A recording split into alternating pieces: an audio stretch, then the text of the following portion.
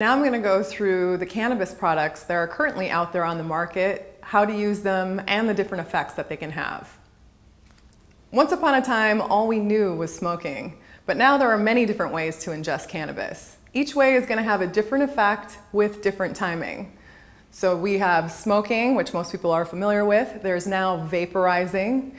We can take it sublingually under the tongue. We can ingest it or eat it, and we can put it on topically. So we'll start with bud, what we're most familiar with, the original raw plant, and as I mentioned earlier, there's sativa, hybrid, and indica varieties. And intake options for bud is you can either smoke it or vaporize it. Bud is really good for instant relief. The fastest growing segment of cannabis products is cannabis concentrate. Cannabis concentrate is made through a solvent extraction process where oils, terpenes, and cannabinoids such as THC and CBD are extracted from the cannabis plant. There are a couple different ways to ingest concentrate. Many people vaporize it in a vaporizing pen, and some people just eat it. There is a full extract cannabis oil that you can take directly or put on food and ingest through the stomach. Many people get confused about concentrate because there's a lot of different names out there. So we just want to make sure to let you know that all those different names are really the same thing with a different look and feel. So it can be called cannabis oil, marijuana oil, Rick Simpson oil, full extract cannabis oil, also known as FECO, hash oil, dabs, shatter, wax, butter, and crumble, just to name a few. Another thing we like to cover is the difference between hemp seed oil and cannabis oil. There's been a big misunderstanding in the public between the two. So think about grapeseed oil versus wine. Hemp seed oil is made from the hemp seed. It has no THC, very, very low amounts of CBD. It's great for health and well-being, and it's legal in all 50 states. Cannabis oil, on the other hand, is made from the buds and the leaves. And cannabis oil has THC, has higher levels of CBD, has terpenes, is only legal in 23 states and DC, and is used for pain and disease. The next segment I'm going to cover is edibles. This is a huge growing market in this industry, and you're seeing all kinds of edibles out there, from butter to cookies to crackers, vegan, capsules. All of it is under the edible category. And the thing to know about edibles is that when we ingest it, it goes to the gastrointestinal tract and through the liver, and it turns regular THC into actually a much more potent form of THC, 5 to 10 times more potent. So it's really, really good to pay attention to the labeling and pay attention to the dosing of the THC. It can take anywhere from 30 minutes to 2 hours to feel effects. So we recommend go slow. Start low and go slow. And it can often have an effect for 4 to 6 hours. One of the things we like to talk to our audiences about is safe size dosing. The most important thing is to look at the labels of the products that you're buying and make sure that when you start from 2.5 to 5 milligrams with your first dose. A standard dose can be anywhere from 10 to 20 milligrams. One of the things we're noticing in the edible market is they do make edibles, say for example, one cookie that'll have 80 milligrams up to 300 milligrams. So the good news is that you can't really overdose, but you can overdo it. Some of the products out there on the market today have anywhere from 80 milligrams to 300 milligrams in one cookie or one brownie. So it's very important to look at the label and know your tolerance. Wait at least 60 minutes before ingesting another small amount. And once you feel the effect, make sure that you stay well hydrated.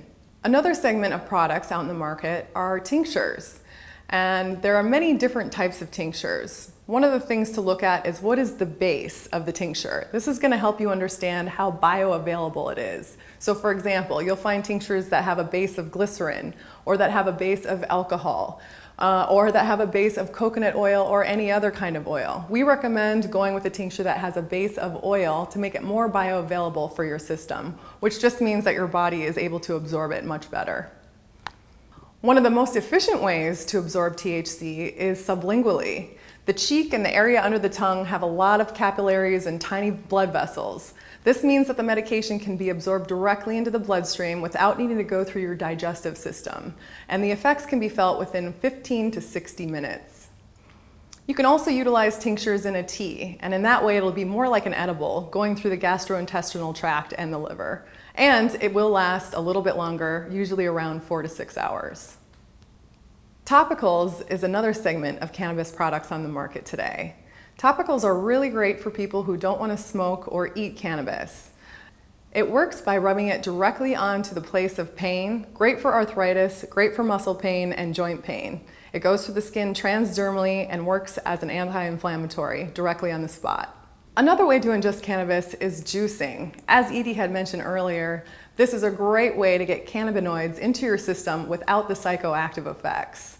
You just add raw cannabis leaves to juice in the morning, and they contain THCA, which is actually an anti-inflammatory, helping you with the pain throughout the day. Suppositories is another way to get cannabis into the system. Most suppositories are made with coconut oil or coconut butter infused with full extract cannabis oil. They are very efficient, up to 70% bioavailable. It works very quickly by being absorbed through the intestinal wall directly and into the bloodstream, and can take effect about 10 to 15 minutes and last for up to 8 hours. It's great for patients who can't ingest or inhale cannabis. They're also recommended for patients who have colon cancer or prostate cancer to get the cannabinoids directly to the source. Also good for chemo patients who can't keep oral cannabis down, and the elderly or babies who can't smoke or swallow pills. Now I'm going to go through a section on how to safely use cannabis. Everyone is unique, so you're going to have to experiment. This is not a one-size-fits-all kind of a plant. You're going to have to see what dosing works for you, what strains work for you, and what products work best for you. Some of the effects may include euphoria, relaxation, intensification of senses, infectious laughter, talkativeness, increased appetite, feeling sleepy, and shifts in perception. And possible side effects are reduced attention span, dry eyes, dry mouth, an increased heart rate, dizziness, and paranoia. One of the things we like to cover is that if you do get a side effect, such as dizziness or paranoia, just breathe your way through it. As we mentioned earlier, you can't overdose, but you can overdo it. So just be calm, relax, and breathe. We like to cover for those people that's their first time using cannabis or first time in a long time, that they should get themselves in a comfortable environment where they feel safe so that they can try cannabis in the safety of their home, in the safety of company, feeling good and relaxed and just experiencing what the effects are. As you get more comfortable and start feeling how the medicine feels in you, you'll start learning how to use it and what dosing works for you and what products work for you. As a caution, it is recommended you do not drive, do not operate heavy machinery, keep the medicine away from children and pets, and do not use if you have tasks that require cognitive thinking. So as I mentioned in my intro, cannabis has played a role in my own spirituality, in my own consciousness, and it's something I'm very, very passionate about. I very much enjoy meditating and learning to get quiet and get present, and cannabis has really helped me do that. And as I started doing more research, I found that people have been doing that around the world for thousands and thousands of years, utilizing it for meditation, to achieve inner stillness, to shift their perception, for deep emotional healing. Accordingly, cannabis can teach us about a number of things, such as the path of least resistance, oneness, surrender, release, letting go, inhibition, and getting into the present moment. One of the things that can help when utilizing cannabis for consciousness is setting an intention. When you set an intention to use cannabis for a certain thing that you want to look at, for example, do you want to get more present in your body? Do you want to see how the patterns in your brain work? When you set this intention, that's what unfolds before you. And I found cannabis to be a huge healing plant for my own emotional and psychological healing, as well as meditational benefits.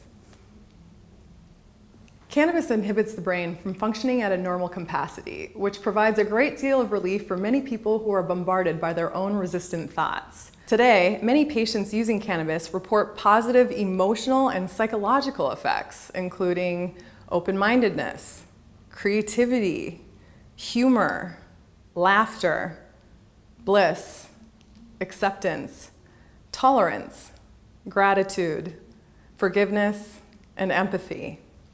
These benefits can be really healing for people that are facing end of life, have a disease, or working with PTSD.